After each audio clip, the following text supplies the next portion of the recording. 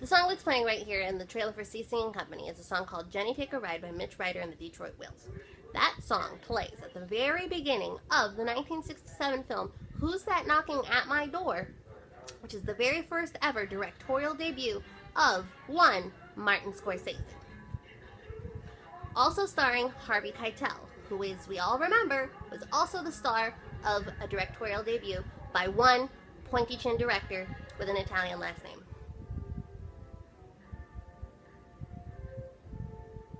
I know. It's kind of funny. But we're gonna keep it funny, because that's what we do. Right, boys? Right. Oh, also, this is something that I did. Again, I've seen this movie like 50 times, but this is something I only noticed on like time number 48. Roman Polanski in this scene is dressed pretty much exactly like Austin Powers. There has to be some sort of photograph somewhere where Roman Polanski he's Austin Powers. That is exactly Austin Powers' outfit. Him.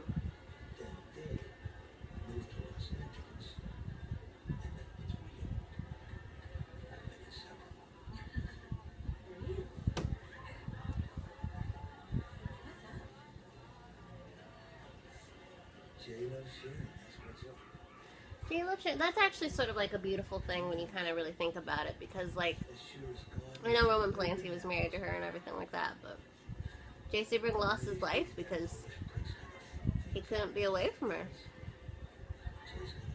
You know? Beautiful.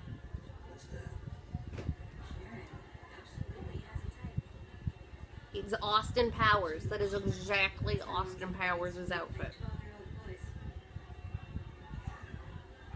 Which now just makes me, so is Austin Powers like based off of Roman Polanski, or is it just his fashion sense? Now I gotta rewatch Austin Powers, you know?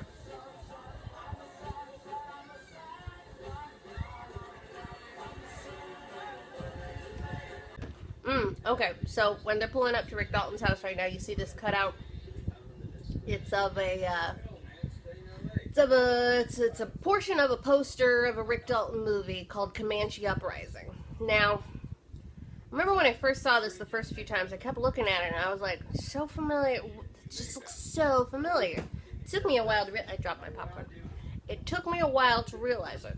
But the Comanche Uprising poster is pretty much a dead-on replica of the Sergio Corbucci, Burt Reynolds film Navajo Joe. So if you just look at comparison and you look at the fake poster for Comanche Uprising and then the real poster for Navajo Joe, it's the same poster.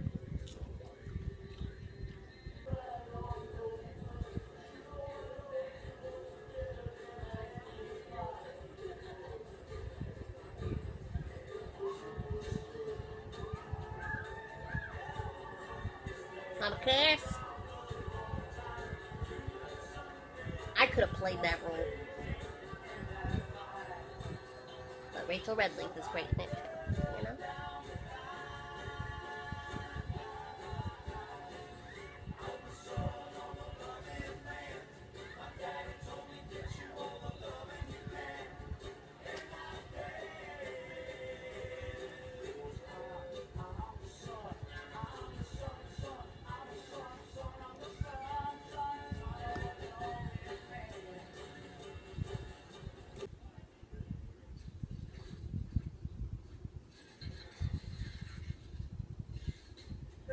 Right though.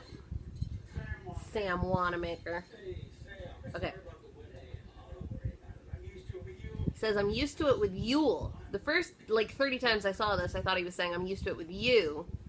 But then I put the closed captions on and I realized he was saying, I'm used to it with Yule, as in Yul Brynner, because right before Sam Wanamaker, the actual Sam Wanamaker, directed the pilot of Lamster. I forget the name of the movie, but he directed a movie with Yul Brynner.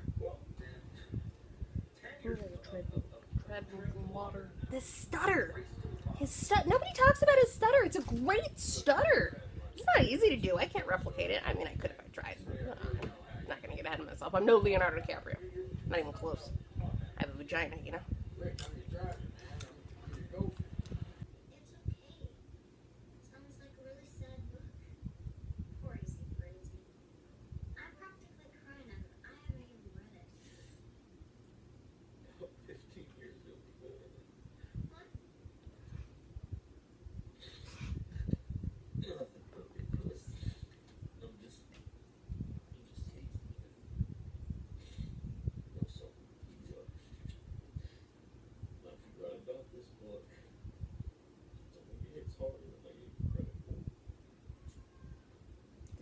waiting patiently looks like.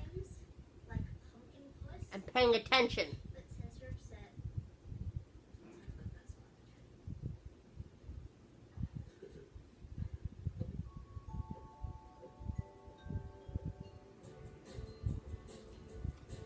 She's drinking a Bloody Mary.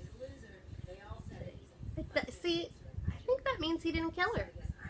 Because if he's still drinking Bloody Marys after she's long gone, then he misses her, you know? We know she's a horrible, horrible bitch. I think there was a swell of water. He had his finger on the trigger. She stepped into his line of sight, and it just accidentally got pulled. I think he actually loved her. As much of a bitch as she was. And he very much regrets having taken her life. That's what I think.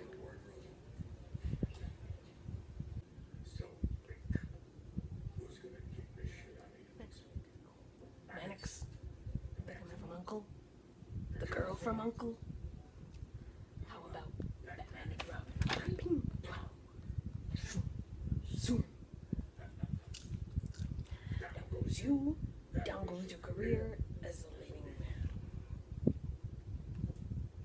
Or do you go to Rome and star in westerns and win fucking fights? And then cut. Ugh.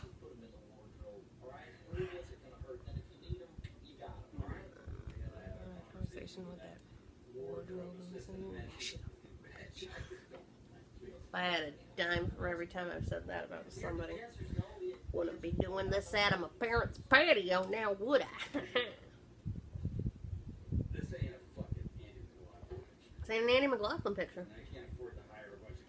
He can't afford to hire a bunch of guys that smoke cigarettes and sit around all day on the chance that he might use them. He's got a 4-man team. And he's married to 6-horse Judy. Okay, we're at the Western scene. Okay, now the first few times I saw this, I was like, oh my god, when I would go see this at the New Beverly, this is when I would like get up and go to the bathroom and get like a new Diet Coke or something like that. That was back when I could still have caffeine. Because I was just like, oh my god, because he's all like, oh, I snuck a Western scene in here while nobody was looking. I was looking! Because he's got to have his Westerns, because he loves Westerns. He's a little cowboy. It's cute. Oh, eat that chicken. Tamales. So you get when you run out of tamales. Oh, that chicken looks so good. Every time I see this scene, I'm like, oh, somebody bring me a fried chicken leg, you know? Okay, so here's a funny thing.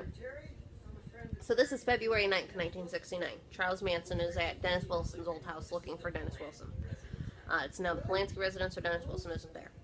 On February 10th, the day after this movie takes place, the Beach Boys released their album, which featured a song that was written by Charles Manson, which is probably one of the reasons why on this day, supposedly, whatever, Quinn would write that he's trying to track down Dennis Wilson.